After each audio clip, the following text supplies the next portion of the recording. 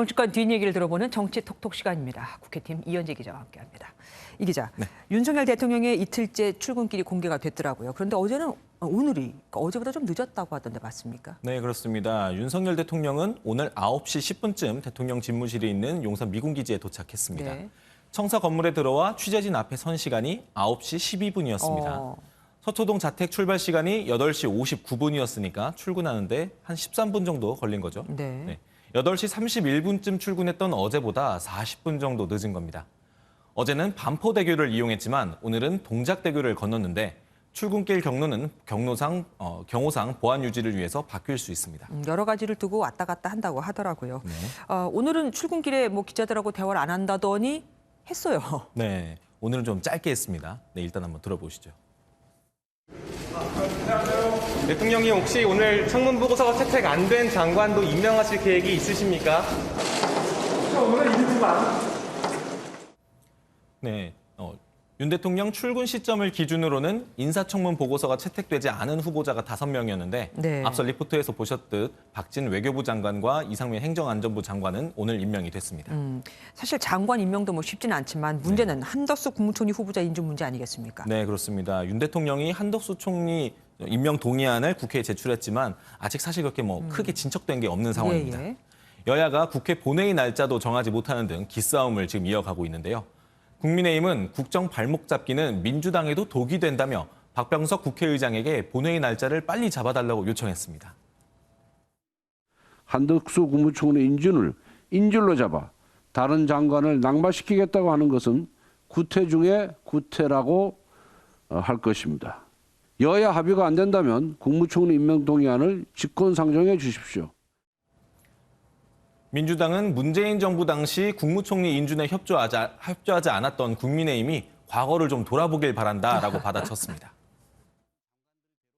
그 직을 수행하는 데 있어서의 도덕적 흥결이나 또는 자질 역량에 문제가 없는지를 네. 검증하고 국민 눈높이 또는 국민 여론을 감안해서 판단하는 것이다. 네. 결코 그렇게 연결할 문제는 아니다. 아직 어쨌든 임명되지 않은 장관들 꽤 있지 않습니까? 네, 그렇습니다. 지금 보면 아직 7곳 부처 장관 자리가 비어 있습니다.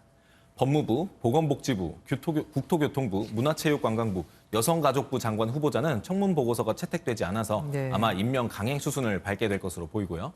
권영세 통일부 장관 후보자 청문회는 아직 진행 중이라 지켜봐야겠고 김인철 후보자의 사퇴로 사회부총리 겸 교육부 장관 후보자 자리는 아직 비어 있는 상태입니다.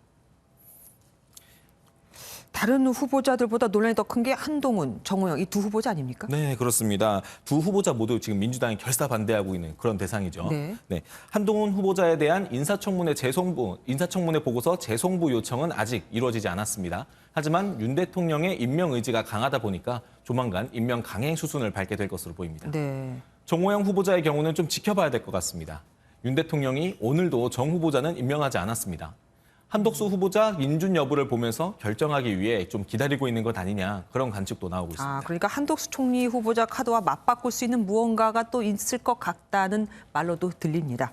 참모진 인사에도 문제가 있더라고요. 네, 김성회 대통령실 종교다문화 비서관의 SNS 글이 지금 논란이 되고 있습니다. 김 비서관은 오늘 오전 6시쯤 조선시대 40에서 50%의 인구가 노비였고 여성 노비는 양반 주인이 요구하면 함께 밤을 보내야 했다라면서 여성 인구의 절반이 양반들의 성적 쾌락의 대상이었다. 이런 글을 올렸는데요. 앞서 동성애와 일본군 위안부 피해자들에 대한 글로 논란을 일으켜서 공개 사과를 하기도 했던 김 비서관이 또다시 물의를 일으킨 겁니다. 네. 야권에서 김 비서관의 해임 요구가 빗발치고 있지만 대통령실 측은 김 비서관의 거취는 조금 더 지켜보겠다라면서 확답을 피했습니다. 그러니까 지금 과거 나왔던 글이 아니라 오늘 또 올린 글에서 논란이 되고 있다는 거 아닙니까? 맞습니다. 발언 수위가 셉니다. 윤 대통령이 어떤 결정을 내릴지 지켜봐야겠습니다. 네. 그리고 마지막 볼게요. 김부겸 국무총리가 이제 전 총리가 됐습니다. 네, 이제 오늘 퇴임을 했습니다. 김부겸 국무총리가 이제 1년의 임기를 마치고 이제 퇴임을 했습니다. 이제 공직자 생활을 30년을 했는데 마침표를 찍은 겁니다. 김 전 총리는 이임식 연설에서 대한민국 공직자로 함께 일할 수 있어서 정말 자랑스럽고 행복했다 이렇게 말을 했습니다. 한 세대가 넘는 오랜 시간 동안 부족한 저를 국민의 공복으로 써주시고 우리 공동체를 위해 일할 수 있는 기회를 주신 국민 여러분들께 고개 숙여 감사드립니다. 김 전 총리는 지난 30년 넘게 해왔던 정치인과 공직자로서의 여정도 마무리하고자 한다라면서 정계 은퇴 의사를 밝혔습니다. 코로나19 같은 것 때문에 고생 끝까지 많이 하셨죠.